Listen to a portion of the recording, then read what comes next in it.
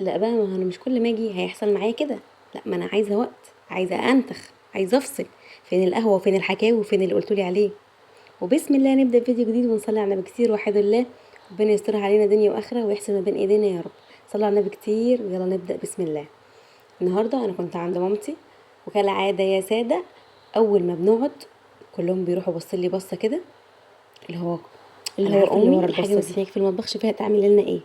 يا جماعه، انا جايه افصل، جايه انتخ، جايه اقعد القعده الحلوه والحكاوي، كوبايه القهوه المظبوطه.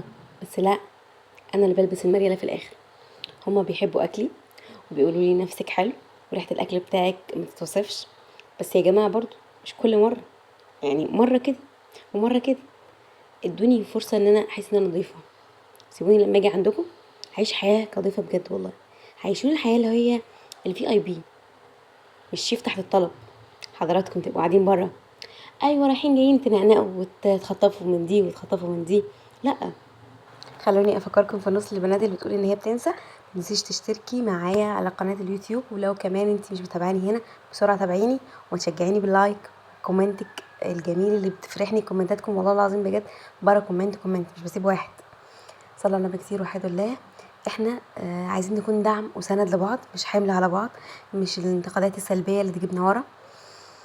يلا الحمد لله على كل حال، نرجع لموضوعنا، الا وهو ان اي واحده فينا بتروح عند بيت اهلها تفصل شويه تجمع طاقه عشان ترجع بيتها تاني مليانه طاقه ومليانه حيويه، ولا انت خرجتي، انت طلعتي من بيتك كنتيش مسؤوله من ده ومن ده ومن ده. فلا، المسؤوليه وراكي وراكي يا ست الكل. لا الحمد لله على كل حال. ما تنسوش تقولوا لي لو عجبتكم نوعيه الفيديوهات دي نكمل فيها، ولا يعني نجد كل شويه ونغير وهكذا يعني. اهم حاجه التفاهم والحب، والله العظيم هما اللي بيبنوا اي علاقه. اخواتك، صحابك، اهلك، عيالك. الحمد لله على كل حال. الحمد لله على الحب اللي بيبقى باين في العينين من غير حتى ما حد يتكلم ولا يوصفه، لان دي تبقى حاجه ما تتقالش. في حاجات كتيره على فكره مش بتبقى محتاجه بس ان احنا نعبر عن كلام. الشخص اللي بيحب بيبقى باين في افعاله، في الكلمه، في الطبطبه. والله لما بيمدلك حاجه بيقولك اتفضلي او خدي، لا بتحسي لا، اي حاجه من ايديك حلوه. فالحمد لله على كل حال. سلام.